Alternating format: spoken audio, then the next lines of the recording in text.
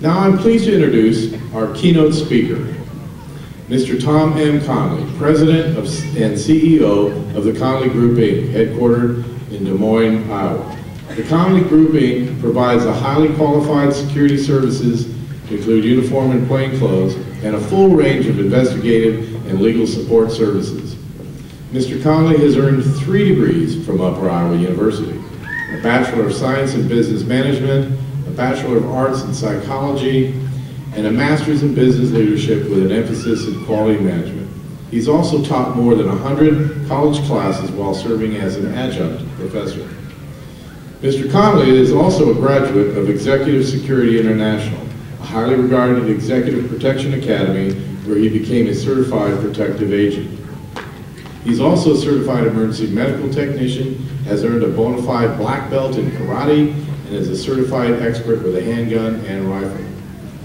The long list of other certification he holds includes Protection Professional by ASIS International, Fraud Examiner by the Association of Certified Fraud Examiners, Protection Officer and Instructor by the International Foundation for Protective Officers, Private Investigator by the Academy of Private Investigators, Homeland Security Officer by the American Board for Certification in Homeland Security, and Information Security Manager by the Information Systems Audit and Control Association.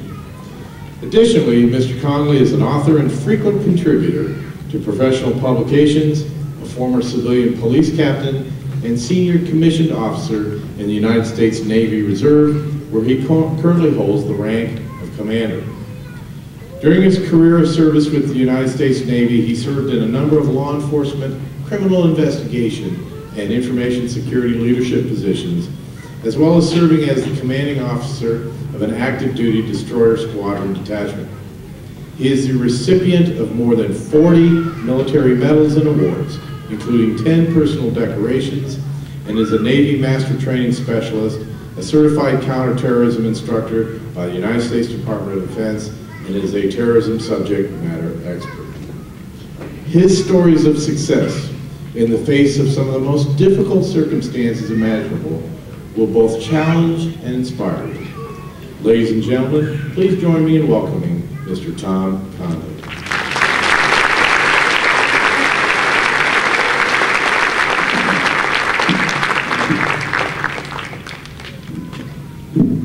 President Walker, graduates, friends of Upper Iowa University, faculty and staff, it is my pleasure to be with you today at this 148th commencement ceremony, Upper Iowa University.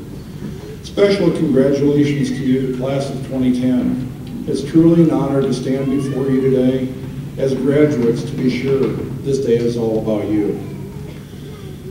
Also like to recognize your families and the support system that you've had for the past however many years it took to earn your degrees. It's not an easy thing to do.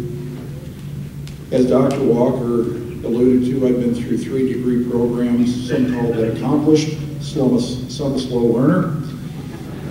But understand the sacrifice that families have gone through, and so I also congratulate and commend you. When I was asked to speak here today, I accepted with some level of trepidation. In sharing this apprehension with my wife, she told me not to worry. She said I would do great. I asked her why she thought this, and she replied, because you're a warm person. To be sure I would be okay, and because I would literally be in the halls of academia today, I looked up the word warm in the dictionary, and unfortunately it was described as not hot. This naturally did not make me feel very good, nor give me any more confidence than I had when I started. When I discussed this concern with my wife about just being warm, she said, well, you'll do well because you're a good person. To be really sure I'd be okay, I looked up the word good in the dictionary and discovered good was defined as not bad. When I discussed my now growing concern about me being just a good person, she said I would do well because I was a model for others. Again, to make double sure I felt okay, I looked at the word model in Webster's. Much to my dismay, I found the definition of model to be a smaller imitation of the real thing. So I will just have to do my best today. Actually, I do have some things to share with you today that I hope will be helpful. Now, I'm a realist, and having been through this before, I understand that most commencement ceremony speakers expect their speeches to last as long as when you get to the parking lot. But what I would ask you to do is just put aside the day for a minute and go with me and see if there's some nuggets that you can perhaps pull out that you can use. Because as I said, this day truly is about you, and that's why I'm here. I want to first share my personal story with you, and then more importantly, to share what I've learned about the attributes of people who have achieved great success in their life. My story started in May of 1957. My mother was 16 years old, single, and pregnant. And at that time, it was really not a good thing to be single and pregnant. In fact, women were shunned. And when they started to show in their second trimester, what the parents would do is take them to a home to hide them until they had their child. And then they would return to society normalized. So I was adopted when I was 2 weeks old, and I was adopted into a childless home that unfortunately the parents were practicing alcoholics and very, very good at what they did. Between 2 weeks and 6.5, I was beat regularly and often by my adopted father. Once I was beat and into a coma for about 5 days. At age 6.5, my adopted parents got a divorce, and me and my small box of worldly belongings were dropped off at a social services agency. From then, I went through 13 foster homes and 3 institutions growing up, and miraculously graduated from high school on time. So shortly after that, I started a business, and I've been in business ever since. Plus my naval service and with the police department. The reason I shared this thumbnail sketch with you is simply as a backdrop for what I'm going to talk about. Now, if you feel sorry for me, please don't. For I'm here to tell you I'm incredibly blessed. I'm blessed not only through life, but I have seen and done things in the United States Navy that are truly incredible and truly amazing. So I'm thankful for every day and wouldn't change a thing, although I could have had an equally as good attitude for half the beatings. And Mother's Day cards get a little expensive. I do want to take a few moments to discuss 6 attributes of people who have achieved greatness in their lives. And I've studied these, I try to view them, and there are certainly more. But these are the ones that for me are the most important. The first attribute of people who achieve greatness in their life is they possess core values. They exhibit personal integrity and honesty in all relationships, whether it's personal, business, or volunteer. Prior to making any decision, they first ask, what principles at stake here? They understand that integrity is looking forward to the consequences of your actions. And they understand that success with integrity is tough, but success without it is literally impossible. The second attribute of people who achieve greatness in their lives is they are personally and professionally competent. They keep their commitments, and you can count on their word's good. They acquire the education and skills they need to succeed, the same as our graduates have done today. And that's why this event is so important, to commemorate that. They understand to never stop learning. And then there's a need to keep learning, and that's a lifelong evolution. So graduates, while today is an important milestone, tomorrow, if you haven't decided what you're going to do next. Because if you keep learning, you'll do your best and you'll feel the best. Number 3, people who achieve greatness are highly committed to excellence. They set a course for their lives and then go about the business of achieving their goals in a way that they can be proud of, and the people around them and who care about them can also be proud of. They have an infinite capacity for hard work and possess great determination and resiliency. Excellence cannot be achieved by average effort. It's helpful to remember that mediocre people are always at their very best. That was supposed to be funny. Thank you very much. I guess I won't quit my day job anytime soon. Some people confuse the words preference and commitment. The difference between these two is that commitment is always backed by decisive action. And being decisive is important. Even if you're on the wrong course, you can always make course corrections. Remember, the highway of life is paved with good intentions and a smattering of flat squirrels that could not make up their minds. So be decisive.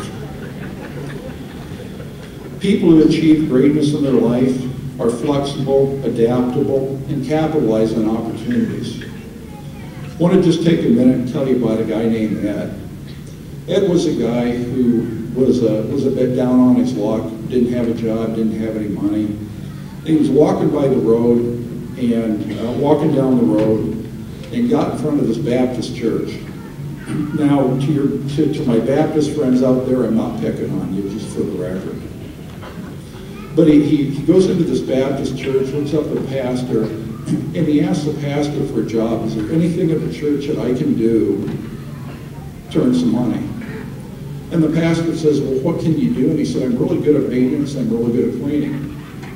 And the pastor says, okay, here's what we'll do. You show up for 2 days in a row, you're on time and do a good job. And if you do a good job, I'll give you a job here. Okay, Ed said, fair enough. 2 days in a row, Ed showed up, did a great job. Third day, the pastor said, Ed, you've done a great job, and I'm going to offer you a job. Ed said, great. And the pastor said, I just need you to complete this application. And Ed said, pastor, he says, I can't really read or write. And the pastor says, yeah, I'm really sorry, but you have to complete the paperwork, I can't hire you.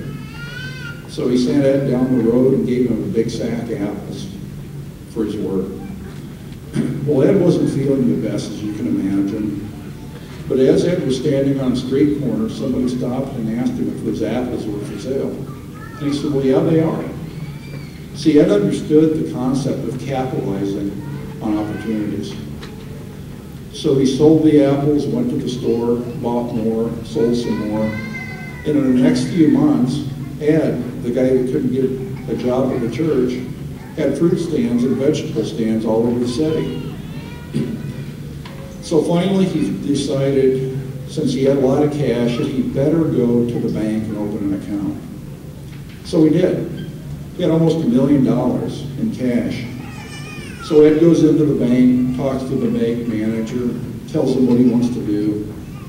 And the bank manager said, okay, Ed, if you'll just fill out this paperwork. Ed said, you know, I can't read or write. And the bank manager says, my gosh, Ed, do you know where you'd be if you could read or write today? And Ed said, yeah, the janitor of Baptist Church.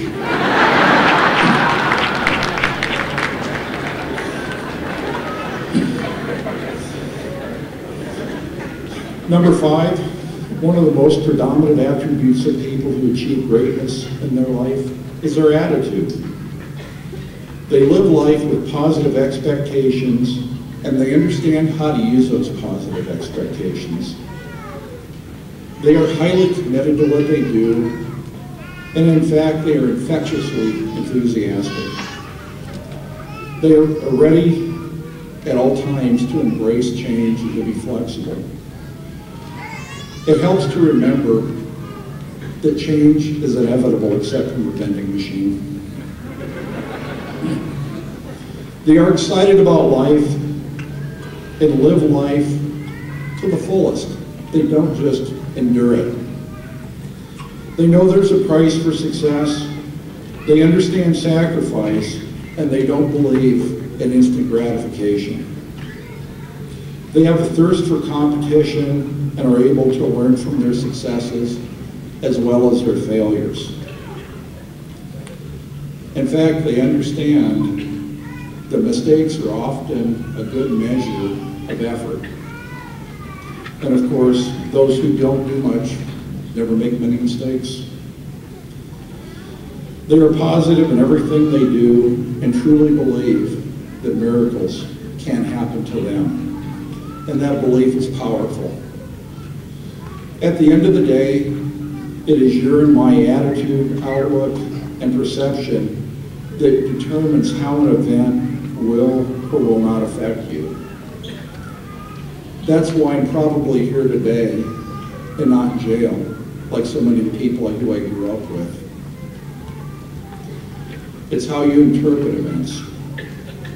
The truth is that life is not fair and no one gets out unscathed. That means there are two types of people in the world. Ones who have experienced adversity and those who will. The last but certainly not least attribute of people who achieve greatness in their life is the ability to persist in the face of defeat and to never quit. If you pick up nothing else today from what I talk about, please listen carefully to this quote by Thomas Edison. Genius is 1% inspiration and 99% perspiration. President Calvin Coolidge, who also displayed great wisdom when he said, "Nothing in the world can take the place of persistence. Talent will not, for nothing is more common than unsuccessful men and women with talent. Genius will not. Unrewarded genius is almost a proverb. Education will not, for the world is full of educated derelicts, present company excluded. Persistence and determination alone are omnipotent. The slogan, "Press on," has solved and always will solve problems of our human race. I think what President Coolidge meant by this statement is that the person who wins a race does not have to be and is often not the best or the brightest at what they do. Rather, the person who wins is this person who refuses to quit as barriers pop up.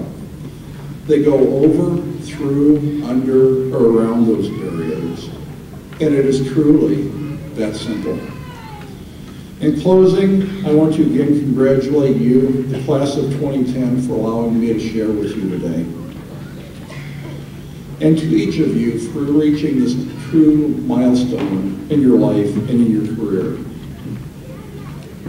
I wish you the best of success, and I challenge you to imbue the attributes of people who have achieved greatness in their lives and to never, ever, ever give up on yourself, your dreams, or the pursuit of excellence and all you do. Thank you.